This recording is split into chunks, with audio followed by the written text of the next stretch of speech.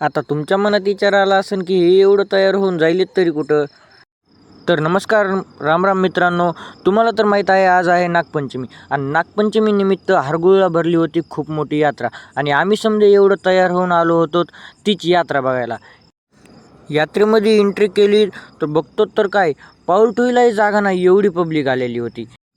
समजे मित्र म्हणले की आपण अगोदर रातपाळण्यात बसवत, पण रातपाळणा कॅन्सल केला आणि आम्ही आलोत या ब्रेक डॅन्सरमध्ये बसायला. संकेतदादाने तिकीटं काढलेली होती समध्यांची.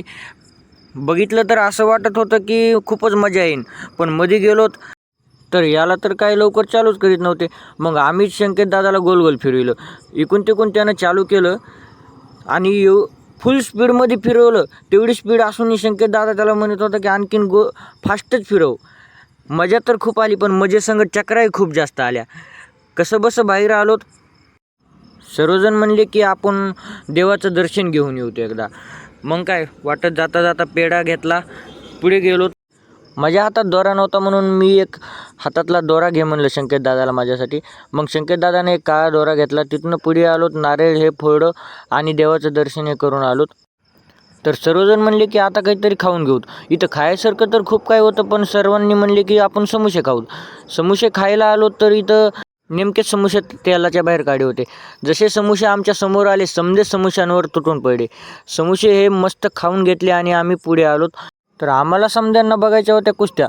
मग तर आम्ही समोसे खाताना आला होता पाऊस आणि पावसामुळे कुस्त्या लवकरच आटपल्या. मग तिथून पुढे आलोत. गणा म्हणला मला मया गायतली माल तुटली. मग त्याला एक माळ घेतली आणि हे बघा यानं एक बोंग्याही घेतला. आज नागपंचमी असल्यामुळं नागदेवताचं दर्शन घेतलं आणि आम्ही समजे जत्रेला निरोप देऊन गावाकडे जाताना तर यांचा धिंगाणा काही कमीच होत नव्हता. गावाकडे जाताना यानं त्या टरब्याला नुसतं झोडपून काढलं आणि हे बघा निस्ती पिपाणी वाजू लागला इथून तिथून रस्त्यानं. टरब्याचं ऐकून आम्ही या रस्त्यानं गाड्या टाकल्यामुळं तर आम्हाला चलत जावं लागलं. आमचा धिंगाणा तर काय चलतच राहील. पण तुम्हाला आमचा व्हिडिओ कसा वाटला ते आम्हाला कमेंटमध्ये नक्कीच सांगा आणि लाईक आणि फॉलो नक्कीच करा.